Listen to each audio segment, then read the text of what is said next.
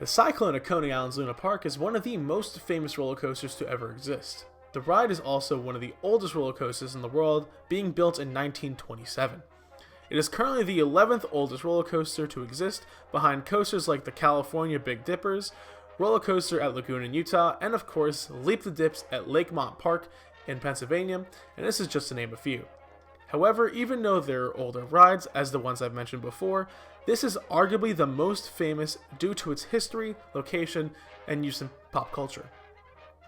The ride was originally built for $175,000, which today, according to inflation, translates to $2.9 million. For a coaster this size, that's an absolute steal, and honestly, I would love to buy a coaster for the price of an expensive car, or at least the price back in 1927. The advertised height and speed is 85 feet and 60 miles an hour. However, it's often debated that the track is only 75 feet, since there is a remain seated sign with flags atop the ride that makes it 85 feet.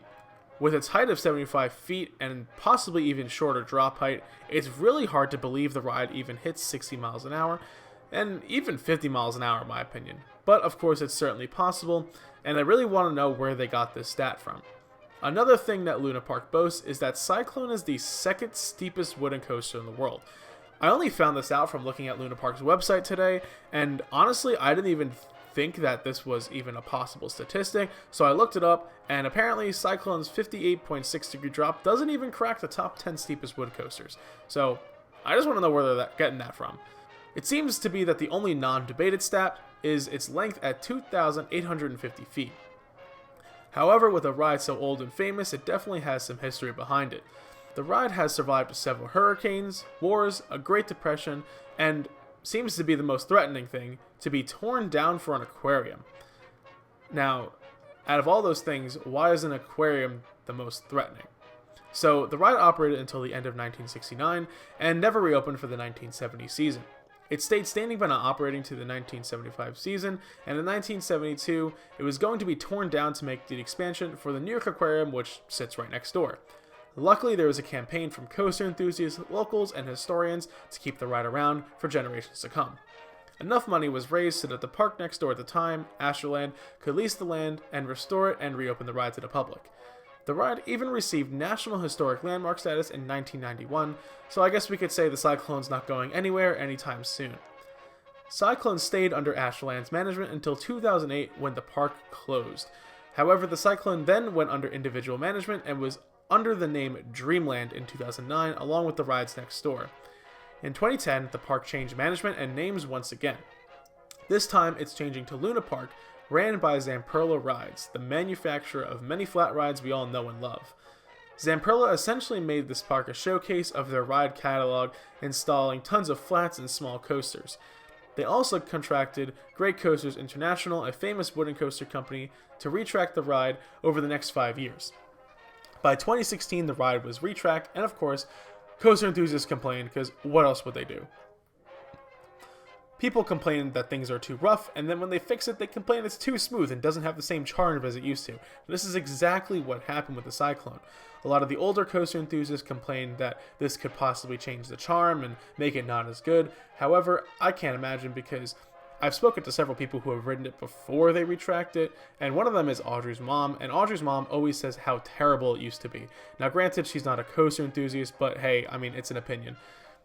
However, the Cyclone is by no means as smooth as a steel coaster, and as I always say, this ride has that wooden bite to it.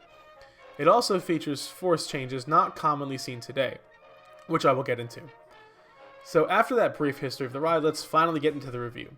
You can ride Cyclone two ways. One, with a wristband that's good for the rest of Luna Park, and you can ride this unlimited amount of times, or you can pay per ride, which is a nice option if you just want to get a ride on the Cyclone.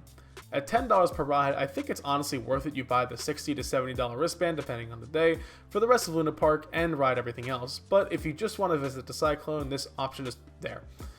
Cyclone is also separated from the rest of Luna Park. Luna Park is split up over several city blocks, and Cyclone is the most eastern part of the park, with Thunderbolt being the most western part. Also, Dino's Wonderwheel Park, which is its own park under its own management, not by Zamperla, splits Luna in half, which is kind of weird. The line to enter Cyclone is right off of Surf Avenue, and is a small set of switchbacks under one of the turnarounds with some facts about the ride posted on the fencing. The entrance is charming with its classic neon sign hanging down the side of the ride, and the fact that you enter right off a street is pretty cool. When walking up to the station, you'll be told to wait on the platform if the train is running around the course. Depending on where you are in line, judges where you ride. If you've ridden Jersey Devil at Six Flags Great Adventure, it's kind of the same idea, but not really. In my experience, the staff is very strict on the seat assignment, but I've heard people be able to get a rare back row ride on this by just asking and being friendly with the employees. However, I wouldn't try this because I tried it and they didn't really seem happy that I did it. And they denied me, of course. Luckily, it was busy enough during my visits to get a second to back and a front row ride based on the position I was in line. You can try and move around the line or wait for people to head in front of you, but it's honestly just kind of worth it to get the wristband and ride as many times as you can. The funniest thing is, there is no gates and no railings. You just stand behind a yellow line with maybe a few inches of clearance between yourself and the train.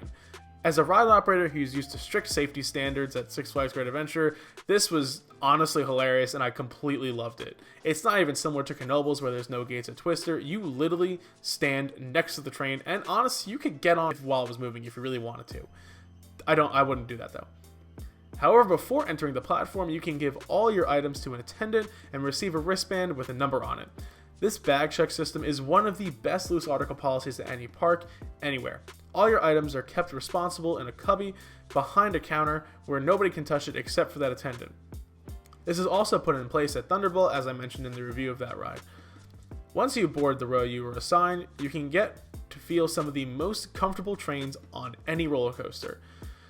These seats are literally leather couches with a buzz bar style restraint. Cyclone unfortunately can only run one train though. The park is more than capable of running two, and the park owns 3 trains I believe. However, since the ride is manually operated, either the park chooses to run one for safety reasons or because the state or city may not allow it. However, if the park does run 2 trains on busy days, please correct me down in the comments, but from what I've seen in videos and been told from other people, the ride just simply does not run multiple trains anymore. Once dispatched from the station, you slowly make your way around a right turn into the lift. This turn is bouncy and really shows the age of the ride and kind of gives a foreboding message. However, this is not the case. As you climb the 75-foot lift, the train sort of sways side to side with the wooden track, and many people riding the ride will question whether this thing is safe or not. For whatever reason, the Cyclone has a reputation of being quote-unquote dangerous from people in the area, and whenever asked why, they say it because it's old, rough, and rickety. However, this may have been the old image of the Cyclone, but today, this is honestly one of the smoothest wooden coasters I've ever ridden and really gives a fantastic ride. And obviously this is not the case, the Cyclone is not dangerous. As you crest the lift, you get to see the steep drop of the Cyclone.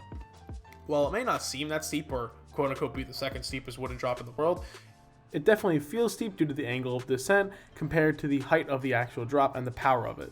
In the front rows, riders won't get much airtime, but they will be slammed with positives as you enter the super tight valley of the drop. Riders in the middle car will get great floater airtime down the drop and also slam with positives. However, riders in the back car will get flung from their seats and feel some of the most violent ejector airtime of any coaster. And due to the sharp transition from the lift to the drop, there's also a turn in the drop, so you get tossed to the side while getting ejector airtime. With the buzz bars, you will literally be standing and makes Phoenix looks like a bitch. In the valley, the back car riders will also be slammed with positives, and apparently Cyclone pulls 3.5 Gs. And now honestly, that seems realistic due to the valley after the first drop. However, a wooden coaster pulling 3.5 Gs isn't very common unless it's El Toro. As the train rises up into the first turnaround, riders will be given what the Cyclone is most known for, the laterals. All riders in the train will be violently slammed to the right side of the train as it makes its way up a sharp left turn. Riders up front will feel this the most out of everybody, and you can visibly see people slamming to the right side of the train and off rides. The train loses quite a bit of speed and makes its way around the turn down the second drop. All riders will be given a nice dose of laterals as the train picks up speed, but the back car riders will slowly feel the laterals become stronger, along with a small pop of floater airtime. The train rises up into a floater airtime hill after this, where riders up front will be given the airtime first as the train crests, and the back car riders will feel it on the way down. Middle car riders are almost left out a little bit, but of course there is some float over the hill, just not as much in the front or the back. Next up is another turnaround where the entire train is given a violent burst of laterals and pinned to the left side of the train. Cyclone makes its way slowly around a curve and passes over a small set of trims to keep the ride at a steady pace in the second half and not be too intense. Honestly, the trim doesn't really feel like it does much, but I'm sure it does a little bit just to, ease the maintenance and the comfort of the riders. The train then heads down a straight drop, which gives strong floater airtime to the middle and the back car riders. Cyclone then charges over a floater airtime hill, giving sustained floater to all the riders in the train, but allowing back row riders to get a stronger sensation of it down the drop of this hill. If you're in the front, the next turn is one of the most violent parts of the coaster. Front riders get strong ejector airtime, rising into the third turnaround where the train enters the structure. They are then slammed to the left side of the train, getting sustained laterals around this turn. Back row riders feel a little bit of floater, but get strong laterals around this turn, and the following drop gives some nice floater to the back row riders, along with strong laterals of course. Next up is another airtime hill that turns a little and gives some nice floater airtime to all the riders. The next element is a small speed hill that gives a nice pop of ejector for all riders. Cyclone re-enters the structure and slams into the strongest turn of the entire ride, which gives some of the strongest laterals of any coaster, making Legend at Holiday World look like a little kiddie coaster. All riders will slam into the left side of the train and stay there for the entire turn as the train charges through its element. Also keep in mind, if you are riding with a person next to you, there are no seat dividers. So if you are on the left side of this train and the person next to you is large, I'm sorry. I thought personally this was fun because I was riding with Audrey, but of course, if you're a smaller person than the person next to you, this could be pretty uncomfortable. Next up is the best airtime hill on the ride, a twisting ejector speed hill. This hill is hidden in the structure, so you can't really see it off-ride or coming up in the ride. This was the most surprising part of the ride in my opinion, and I never knew that people in the 20s even know what ejector airtime of this level was. After this intense speed hill, you charge over another floater airtime hill, giving great floater airtime to everybody. You raise into one last turnaround, getting some laterals around this turn, and then hit the brakes and glide into the station. For a nearly 100-year-old coaster, this ride packs a serious punch. The retrack from GCI really made the ride smooth, but also make it feel like a wooden coaster, and GCI is really great at making that perfect wooden coaster texture. The thick leather seats also help dampen any bumps or rough spots in the track, and overall I'd give this amazing classic wooden coaster an 8 out of 10. As of the making of this video, Cyclone just sits out of my top 25 coasters and sits within my top 10 wood coasters. I highly recommend making your way out to Brooklyn to ride the world famous Cyclone and checking out the rest of Luna Park and of course the boardwalk it's on too. If you've been on one of the many Cyclone clones around the world, I highly recommend you make it out to the original one because apparently, although I've never really ridden any of the other Cyclones except for this one, apparently the clones are really bad at imitating the original ride and really cannot produce the same exact thing. Thanks for watching everybody, I hope you enjoyed this review of the Coney Island Cyclone. Let me know your thoughts on this ride in the comments below. Don't forget to like the video and of course subscribe to the channel for more theme park content just like this. Once again, thanks for watching.